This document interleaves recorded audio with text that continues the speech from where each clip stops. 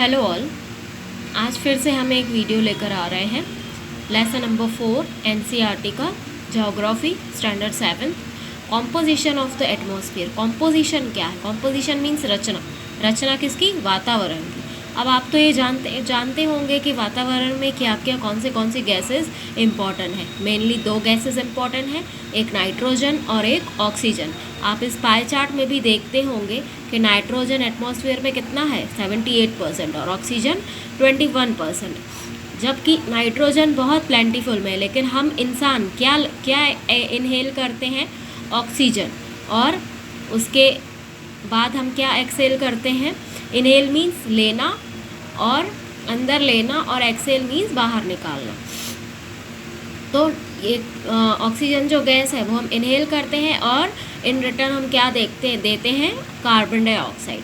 अब इसमें देखिए और भी गैसेस हैं, जैसे एटमॉस्फेयर में कार्बन डाइऑक्साइड 0.03 है, फिर आर्गन कितनी है? 0.93। अदर गैसेस मिक्सचर हैं 0.04।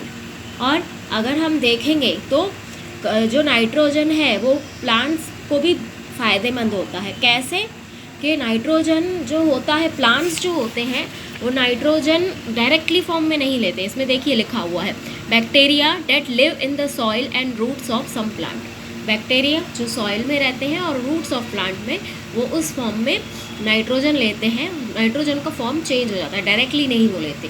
सेकेंड है ऑक्सीजन। जो ऑक्सीजन कौन बनाता है? ग्रीन प्लांट्स बनाते हैं। कैसे?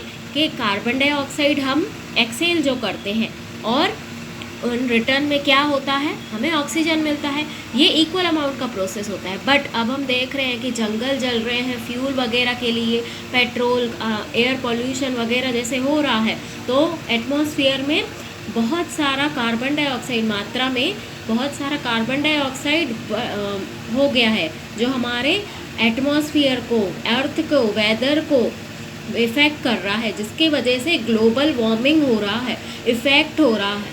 तो अब आप देख सकते थे लॉकडाउन में बहुत अच्छा हुआ है कि जैसे कोई बाहर नहीं निकलता, अपना एयर पॉल्यूशन होता था, गंगा नदी भी साफ़ हो गई थी।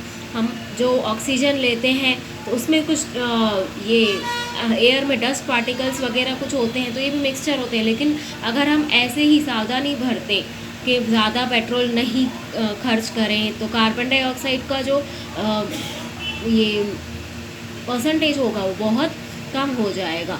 तो हमें आगे से और ध्यान रखना चाहिए कि ग्लोबल वार्मिंग जो है वो बहुत इफ़ेक्ट करती है। इसकी वजह से ओजोन लेयर में भी होल हो गया था, और ओजोन लेयर की जो एक जाली थी उसमें जो ब्लैक होल हो गया था, अब लॉकडाउन के रहते हुए उसमें भी कुछ बहुत अच्छा सा मीन्स वो थोड़ी थोड़ी भरने लगी है। बट क्या फ़ायदा?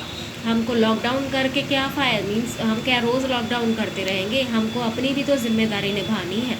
तो एज अ ह्यूमन हम ये देखें कि जितनी मात्रा में हम ऑक्सीजन ले रहे हैं उतनी मात्रा में हमें कार्बन डाइऑक्साइड उनको देना है। सबसे किसको? ग्रीन प्लांट्स को।